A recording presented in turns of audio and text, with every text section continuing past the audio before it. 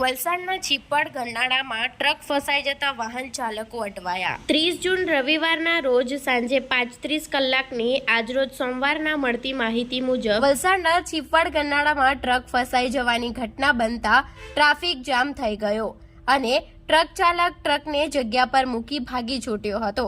આ બનાવને પગલે વાહન ચાલકો અટવાયા હતા। ત્યારે વલસાડના ચીપવાડ ગરનાળાની હાલત એવી થઈ ગઈ છે કે બકરું કાઢતા ઊંટ પેઠું જેવો ઘાત થયો છે, કારણ કે વહેલી સવારથી વરસી રહેલા મુશળધાર વરસાદને પગલે ગરનાળામાં પાણી ભરાઈ ગયું હતું, જેમાં માંડ ગરનાળામાંથી પાણી નીકળતા વાહન ચાલકોની અવરજવર શરૂ થઈ હતી।